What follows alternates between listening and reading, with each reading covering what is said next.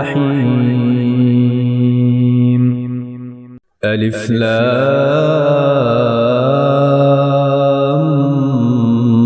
ميم. ذلك الكتاب لا ريب فيه هدى للمتقين الذين يؤمنون بالغيب ويقيمون الصلاة ومما رزقناهم ينفقون والذين يؤمنون بما أنزل إليك وما أنزل من قبلك وبالآخرة هم يوقنون أولئك على هدى من ربهم وأولئك هم المفلحون إن الذين كفروا سواء عليهم أأنذرتهم أم لم تنذرهم لا يؤمنون ختم الله على قلوبهم وعلى سمعهم وعلى أبصارهم غشاوة ولهم عذاب عظيم ومن الناس من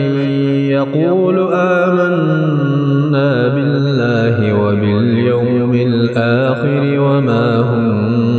بمؤمنين يخادعون الله والذين آمنوا وما يخدعون إلا أنفسهم وما يشعرون في قلوبهم مرض فزادهم الله مرضا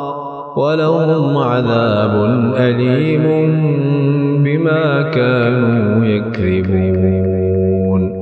وإذا قيل لهم لا تفسدوا في الأرض قالوا إنما نحن مصلحون ألا إنهم هم المفسدون ولكن لا يشعرون وإذا قيل لهم آمنوا كما آمن الناس قالوا أنؤمن كما آمن السفهاء ألا إنهم هم السفهاء ولكن لا يعلمون وإذا لقوا الذين آمنوا قالوا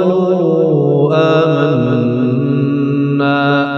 وإذا خلوا إلى شياطينهم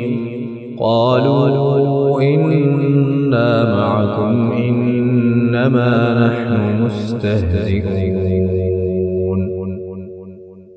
الله يستهزئ بهم ويمدهم في طغيانهم يعمهون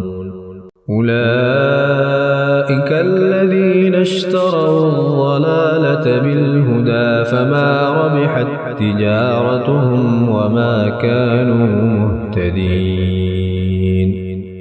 مثلهم كمثل الذي استوقد نارا